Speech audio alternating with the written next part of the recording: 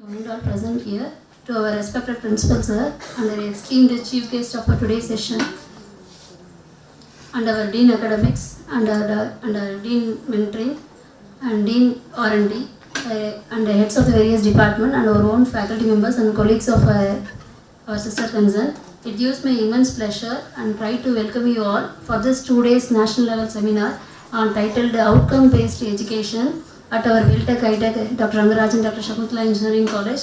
We deeply honored to have with us today ma'am, Dr. M.A. Chakrabarti ma'am. Welcome ma'am. A distinguished academician.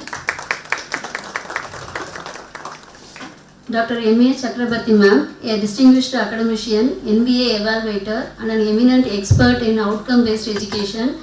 We are truly proud to have you MDist with us ma'am, and we extend our warm and heartfelt welcome on behalf of Veltech Hightech, Dr. Rangarajan and Dr. Shakuntala Engineering College ma'am. This program has been organized with the objective of creating a common and clear understanding of OBE practices among the faculty members in line with the NBA and NAC requirements. We are confident that today's session will enrich our academic practices and strengthen our teaching learning practices. Once again, I extend a warm and great welcome to our respected principal sir and dean and heads of various departments and our esteemed guest to wish the program to a great success. Now I request our principal sir to share a few words. Sir, please welcome you sir. Professor Dr. M.A. Chakrabarti, who is the resource person for today's and tomorrow's this OBE awareness program.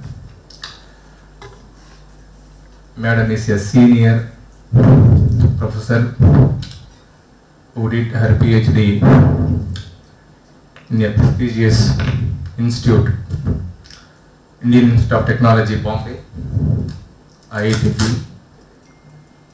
Madam served as a professor at VJTI, Veeramata Jijabai Technological Institute, Mumbai. 35 years service, great service.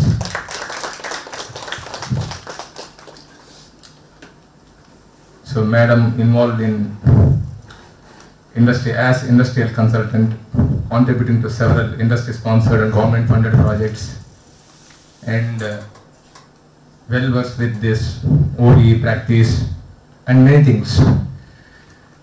So definitely we are honored, really honored to have your presence today in Veltech Hightech. Really, this OBE outcome based education,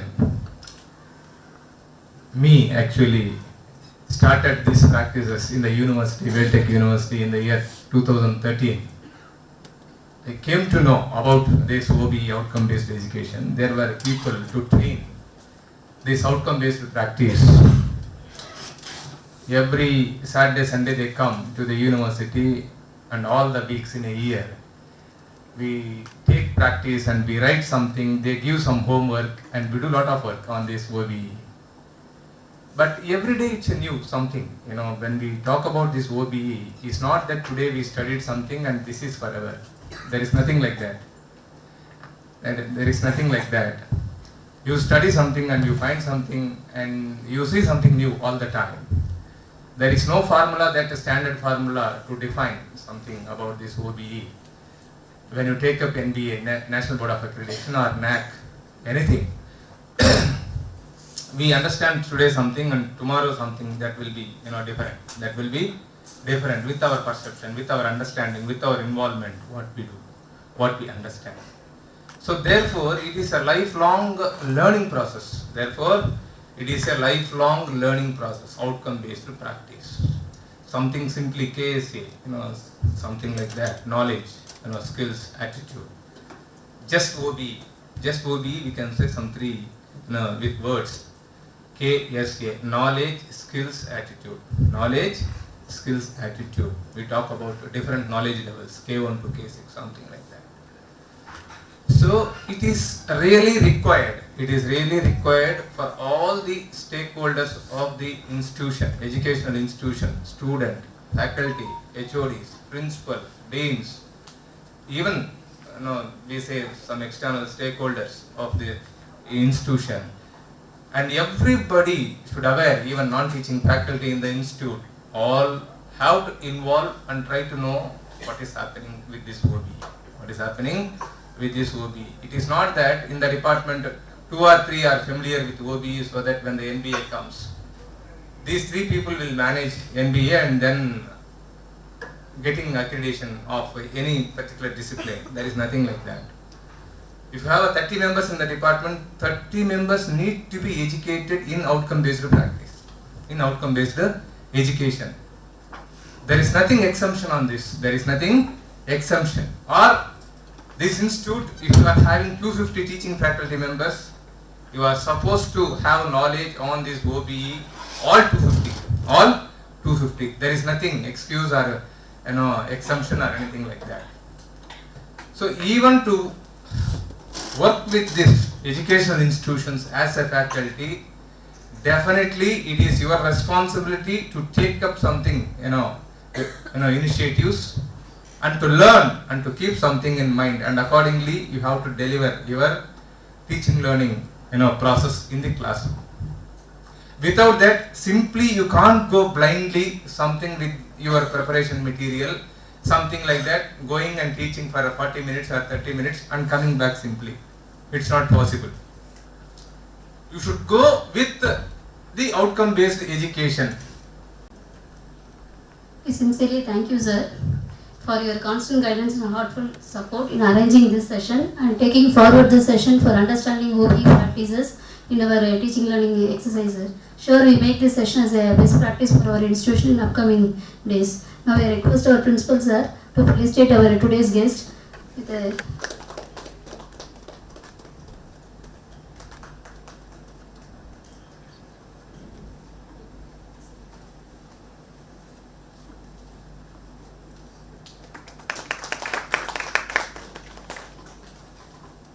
from Veer Mata Jai Bhai Technological Center, Mumbai.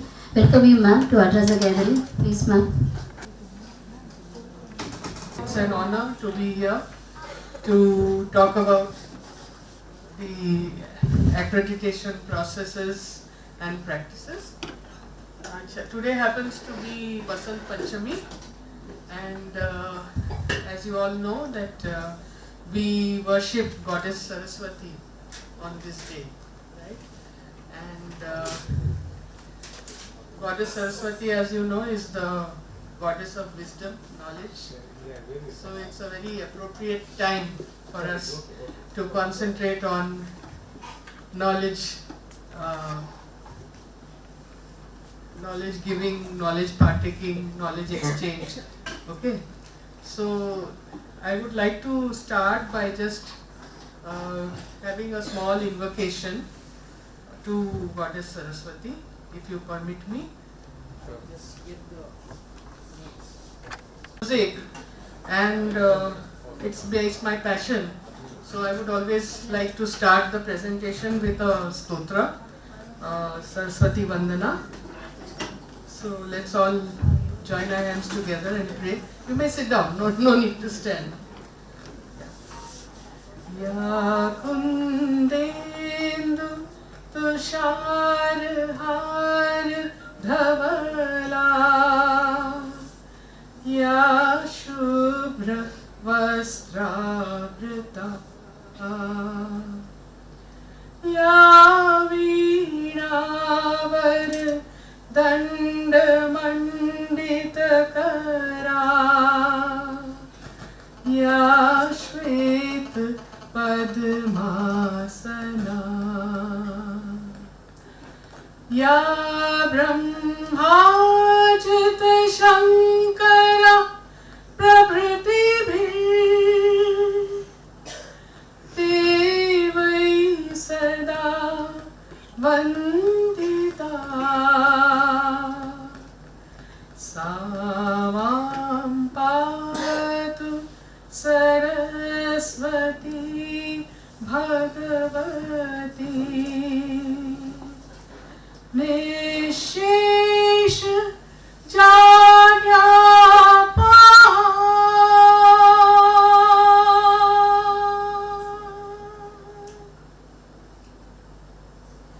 So with that prayer, let's start our deliberations. It was only a prayer, so it was not a performance. So let's keep it at that. So now we start with the importance of accreditation of a program. Now you have, how many of you have actually gone through the process of accreditation evaluation when last time it happened in the institute? How many of you are aware of that? Okay, only 3 of you. Okay, fine.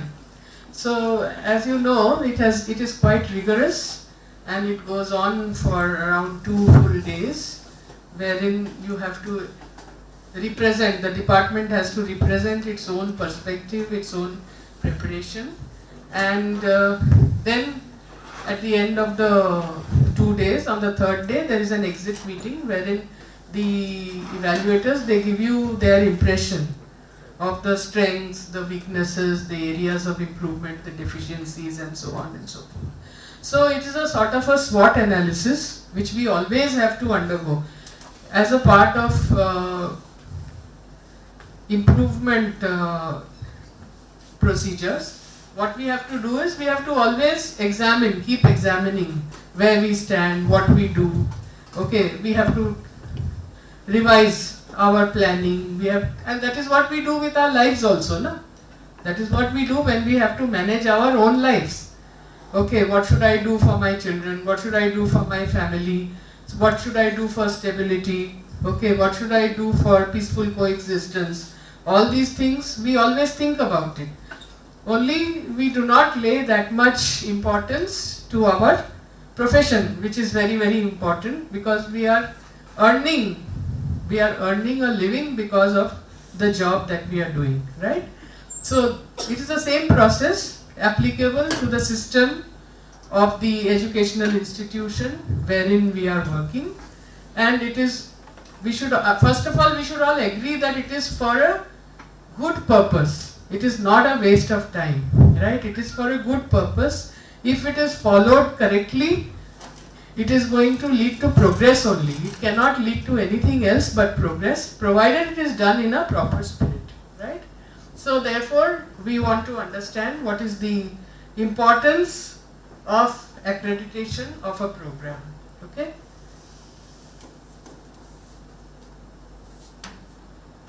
So what is accreditation? Now all these slides, all this information, it has all been taken from the NBA website only, which is freely available, accessible to all, right? So I must first express my gratitude to the NBA and the NBA portal, wherein all this information is there. Only the thing is, we do not take out enough time and go through the details. So I am here to divert your attention to these details, okay? So what is accreditation? It's a process of quality happening. During the lab course, in a batch, suppose there are some 10 students. Okay, for UG, of course, we do not have 10 students per batch. I think maybe 4 students, 5 students. Okay, 3 students. If you have got 3 students per batch, you have to see that all the 3 students are working equally, no? All the 3 students must develop an equal competence, no? Of doing the practical. So how do we ensure that? We have to give them certain weightage of marks for the work they are doing. We have to give them weightage of marks for the understanding list, isn't it? So the student will be always on the toes. That teacher is constantly observing me. I have to perform if I have to get a proper grading in that particular lab. Otherwise, what we do initially when I was a student, there used to be lab course being done, get some marks. Now it should not be like that. In outcome based education, every activity outcome is measured. Every activity is given enough weightage. So every lab we have to meticulously explain to the students. We have to see that they understand the principle in which the experiments are being done, which principles are applied, what are the drawbacks, what is the scope of the experiment, what are the assumptions that are there being used, okay? And then what are the errors in the instruments, what are the human errors that we can make. All these points have to be properly explained to the students so that they know fully well why they are doing the experiment and how it is to be done to get the optimum results. Okay, so assessment methods are designed. OB involves ongoing evaluation. Then OB shifts the focus from what is taught to what students learn and what students can demonstrate. It aims to produce graduates who are not only knowledgeable, but they are also skilled, they are competent and ready to contribute to the society. So when we are teaching in the class, we have to be very, very attentive towards all the students. I must know all the 60 students in my class. I was doing that when I was teaching. I was knowing all the 60 students by their first name. Okay, students know that if I am doing something else, teacher is going to catch me immediately. You there, get up. I will call his name and tell, get up. What I was discussing, please tell me. So once or twice if you catch them, then all students are very, very attentive. Okay. So they should be competent, ready to contribute to society. What was I saying? Yeah. I should observe the students very closely, all 60 of them. Now within these 60, you will find some students who are very good in doing practicals. They want to do only practical work, but they don't want to learn theory. There will be some students who are interested only in theory, not interested in practical. Okay. There will be some students who will only manage. They want to only order. You do this, you do this, you do this, and so on. There will be some students who are very creative. Okay. There will be who are very creative. They write very nicely. They are very neat. They will do the drawings very nicely. You will find there will be so much mixture of all this in the class. There will be some student who can explain very well. So all these things you have to observe in the class and you have to appreciate the students accordingly. If you appreciate the students will be motivated to work better. That personal touch is very, very important, which was there in the earlier systems of education. Nowadays, with the number of students increasing in the class, that personal touch is going away. And because of that, what is happening? Students are going far, far away from the teachers. Okay, so it is very, very important. Teachers are next to parents, no? Next to parents.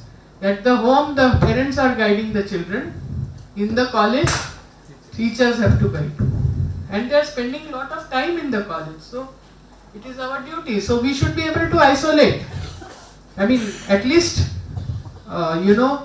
we should be able to tell the students, oh, you are going to be a very good teacher. So, we should encourage, we should tell the student, you please come, you explain this part, this, some small seminar they can give. Okay. So, like this, slowly, slowly, we have to create a proper rapport and we have to see that student is also going to be skilled.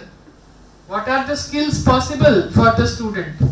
There are some students who are very good in sports. So we cannot tell them, don't do sports, only do my subject. You have to get 100 on 100 on my subject. No. We have to encourage the student in sport also and we have to give enough weightage to that sports when we are evaluating our subject also. Right? So all this flexibility is there in case of autonomy. Now with the new education policy, new education policy says that it is not that all courses are going to with sensor oriented matters. So all kind of theoretical things should be combined with the sensor elements. So sensor, which means the civil engineering department, they are dealing with the remote sensing. So we have to consider, we have to deal, even incorporate theoretical and the other element. Sensors is one part. What else? What else? Electronics is what else? Communications. Electronics and communication. So all the communication communication subjects related to wireless communications and wireless networks all should be dealing with the remote sensing and interdisciplinary areas as well. I am asking you, I am not talking about interdisciplinary, I am asking you what is the basic ability required for electronics engineers. What is the basic ability required? First is you said sensor technology, fine, that is good. Then design of? All students are designing some tools. Okay. So software development. Software development, okay. Electronic testing. Electronic testing, very good. What else? Manufacturing even. Some tools are available in online platform. Software developments are software also available. So by using software and online tools, some design can be done. Tools can be utilized for designing and manufacturing. What about instrumentation? PLC is there. PLCs you have to develop. Yes, madam. Right? SCADAs, PLCs. Correct.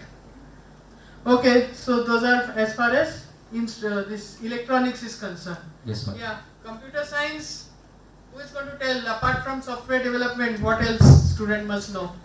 Students can create their mobile applications and website creation. All the skills are needed for the computer science, AI/ML, and AID students. AI/ML students will create websites. Software development only. So our PSO states that they will be able to apply the acquired knowledge and they will be able to develop software. So what are the knowledges that they must acquire? That's what I'm all asking their you. study, madam. Software engineering, testing, web technology, all are basics they will be able to learn. They will learn and they will apply their acquired knowledge and they will be able to design and test software. See, according to me, I am a layman as far as information technology is concerned, right? So, information technology, as I understand, is nothing but using information to the best of my abilities, right? Collecting information, using information. Nobody is talking about collection of information. Collection of information you don't deal with. How do you collect? How do you store? What about data mining and all that? Data mining is not done. Yes, it is one. Then? It is also there. Then management of It is data. combination of everything. So that is what I want. What is the salient difference between your IT and AI/ML? IT And your AI and data science. What is the difference between AI data science and AI/ML? Who is going to tell me that? Because I need to understand what it is. What is the difference between? Yes, who is here from AI/ML? Yeah. And then help for storing the data and giving the content which will be helpful for AML. And then coming to the IT, they are storing the data, they are concentrate on storing security as well as transferring the data. They are concentrating on networking also. By having the help of ECE, we are using the devices to transfer the data. So IT have to need the help of ECE for having the semiconductors and the component what we are using for all the network devices. We are combining the data as well as the devices in the information technology. See, I don't want such a big confused statement. You give me one statement for AI and data science. AIDS, we are processing the data. AIML, we are giving the data, we are storing the data, and then we are transferring the data, giving security also. So IT is dealing with data for all purposes, right? Yes. And data science is what? Data science is for processing the data. They are going with the Python or PyTorch for processing and helping. Don't go into that. Okay. Just tell me the action. It's only processing the data. Majorly it is helpful for processing the data. Okay. And what about machine learning? Machine AI/ML? learning, it is useful for converting the data which will be acceptable to all the layman. Nowadays we are using AI chat. All AI chat will be helpful through natural language processing. So basically the AI ML will be based on natural language. I mean, natural language processing is what is important there. Is it? Yes. Okay. And data science is what? Storing and transferring data. Yes. Processing and storing. Processing, storage, transfer. And information is PSOs. What should they do? They should be tailored to the unique aspects of a particular program. That's what I was coming to. We were discussing that. POs are more general, intended to be consistent across different programs. PSOs are derived from and contribute to the achievement of POs. They represent specialized knowledge skills that enable graduate to meet the broader POs. So now it's clear what is PO and what is PSO. Anyone has doubts in that? What is PSO and what is PO? Okay. It is not just making big statements. You should make simple statements so that even a layman can understand it. Okay. Now come to program educational objectives, PEO. We spoke about PO, which was general. We spoke about PSO, which was specific. Now we come to program educational objectives. Now this describes the career and professional accomplishments a program aims to achieve for its graduate. They outline what graduates are expected to do in their careers and their professional lives after completing the program. PEOs are distinct from program outcomes, which focus on what student should be able to do upon graduation. Now, program educational objective is what I want my student to do in his career. Okay, whether I want him to open his own firm within the next 5 years, or I want him to become CEO of the company in which he has gone in, which he has joined within 5 years, right? So these are the type of objectives that I am looking at. Or I want him to become a professor, I want him to become a teacher, I want him to join education, right? First is entrepreneur, second is progress as your progress in your work in your institute, and thirdly go into teaching learning, go into research. Okay, is he going to be head of some research institute or something like that? So these are the program educational objectives. What I want my student to do after his graduation, right? Now, specific statement of learning are concise and well defined in describing what students will be able to do. Now, when you want to describe this, you have to use measurable verbs. What are the measurable verbs? That can be observed through any assessment such as the test, homework or project, etc. to describe what student will be able to do.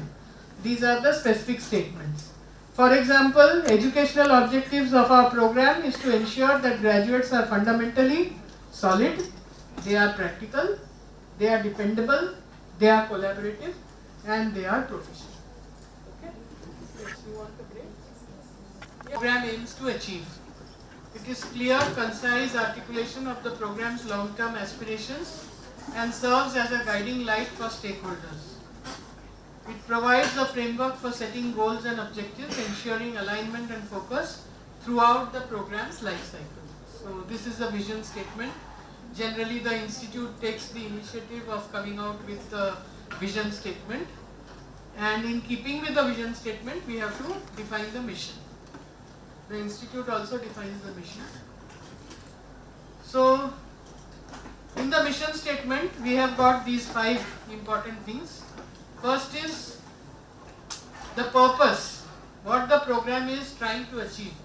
Second, who the program is serving. Third, what are the core activities, how the program intends to fulfill this purpose. The purpose may be teaching or research or service, jobs, etc. Then values and principles, guiding beliefs that underpin the program's actions, and how the program's mission supports and contributes to the overarching mission of the larger institution or organization. Okay, so this is what the mission statement must contain. The example, if you have any academic program, what is going to be the mission statement? It is going to be prepare undergraduate students to continue their studies in an advanced degree program or to obtain entry-level position in a related field by providing excellent undergraduate instruction and opportunities for research or practical experience. Everything has come. Okay, whom we are addressing, what they are supposed to do, right? All that has come in the statement. Now, what is the importance of the mission? It provides clear understanding of the program direction and priorities. Then, it should enable stakeholders to understand the program goals and how they can contribute. And then it should guide the decision-making process by providing a framework for evaluating options and initiatives. That is why the mission is required. Then it should be accountable. It should establish a benchmark against which program success can be measured, and it should ensure that the program's activities are consistent with the overall mission and institution of the institution or organization.